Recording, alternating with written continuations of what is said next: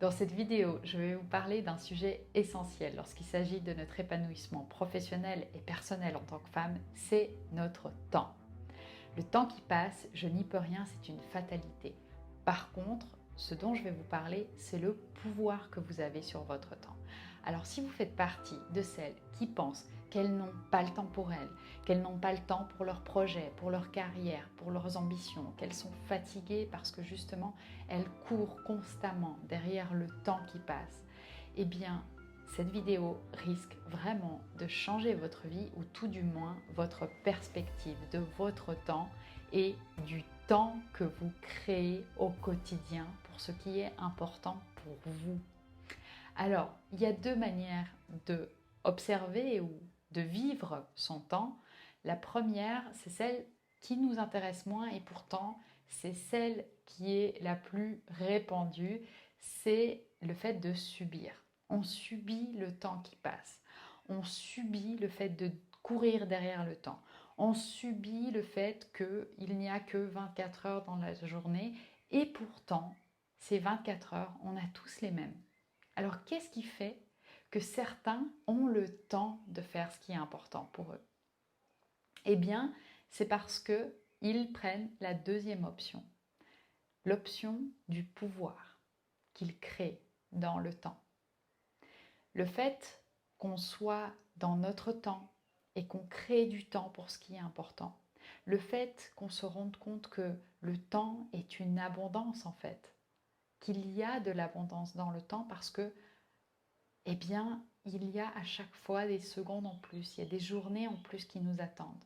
Ces journées, on peut les conquérir, on peut en faire ce qu'on veut, sauf que on a l'habitude de mettre le filtre du manque et on a l'habitude de voir le temps qui passe, le temps qu'on n'a plus.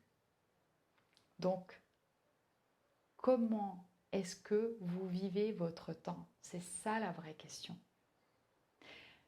Je vous parle de cette question-là parce que souvent, dans notre programme de positionnement au féminin, on a des femmes qui arrivent au début du programme et qui nous disent mais j'ai pas le temps pour moi, j'ai pas le temps pour le programme, j'ai pas le temps pour mes ambitions, pour ma carrière.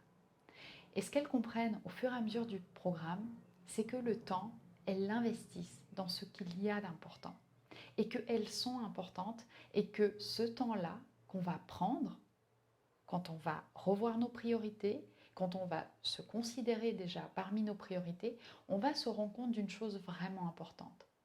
C'est que notre temps, on l'investit ou on ne l'investit pas. Et on peut l'investir pour soi. Le temps, on peut l'investir dans notre vie. Parce que si la vie passe, on ne vit pas la vie. On n'est pas dans son temps. Quand on court après le temps ou quand on regarde le temps qui est passé, on n'est pas dans le temps. On n'est pas dans sa vie. Alors, qu'est-ce que vous souhaitez faire pour vous? Est-ce que vous souhaitez vraiment investir votre vie? Est-ce que vous souhaitez vivre votre vie? Elle est là la vraie question lorsqu'on parle du temps. Et c'est tout là l'importance du filtre qu'on va mettre sur ce temps-là, qu'on a à disposition.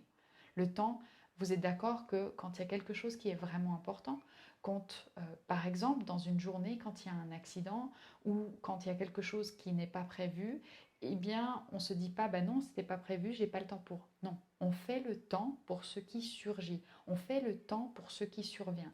Et c'est bien ça le problème, c'est que souvent, on fait le temps pour tout ce qui nous entoure, tout ce qui va surgir d'imprévu et on a l'incapacité d'habitude de garder le temps, de créer le temps pour nous, à nous considérer comme étant une priorité.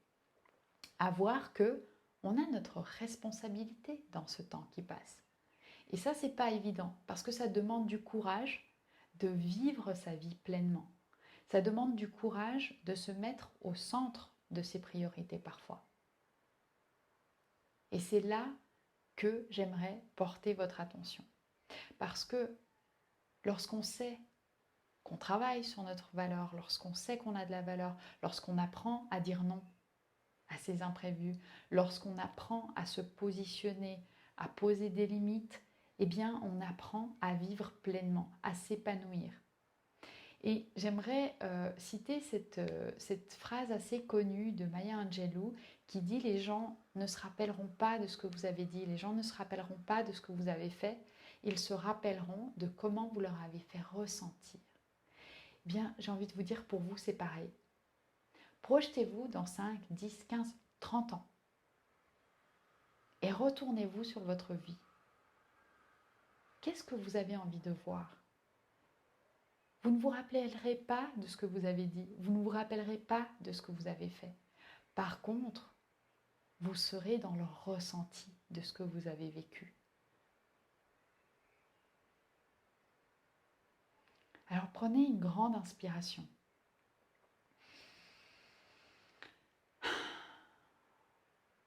Prenez le temps d'être dans le temps et posez-vous la question: comment est-ce que je vis mon temps? Comment est-ce que je vis ma vie? Comment est-ce que je prends mes décisions dans mon temps? Est-ce que j'investis ma vie? Est-ce que j'investis dans ce qui est vraiment essentiel? À quel point est-ce que vous investissez dans votre épanouissement? À quel point est-ce que vous investissez vos journées dans de la joie? À quel point est-ce que vous investissez vos journées dans de la célébration? Moi, j'ai compris au fur et à mesure de mon évolution, ça fait 12 ans que je travaille dans le marketing, dans l'entrepreneuriat, dans le développement personnel. Et au fur et à mesure du temps, j'ai compris une chose vraiment essentielle qui m'a dérangée de prime abord et pourtant qui a changé ma vie le jour où j'ai accepté cette vérité-là. C'est que si je ne suis pas la personne qui investit dans mon bonheur, dans mon épanouissement, si je ne suis pas la personne qui investit mon temps, eh bien personne ne le fera pour moi. Si je ne sais pas exprimer ma valeur, si je ne sais pas exprimer mes limites, mes besoins, mes envies, mes désirs, et si je ne sais pas mettre en place des actions pour aller cueillir ces envies-là, eh bien personne ne le fera pour moi. Alors aujourd'hui, c'est comme ça que je vis mon temps, que j'investis mon temps, avec conscience, avec responsabilité. Et c'est toute la joie et le bonheur que je vous souhaite. La prochaine fois que vous prendrez une décision sur votre temps, la prochaine fois que vous aurez l'impression de subir votre temps, prenez une respiration et demandez-vous: comment est-ce que j'investis ce temps? Comment est-ce que j'ai envie de vivre ma vie? Et qu'est-ce que je place au centre de ce qui est en train de se passer?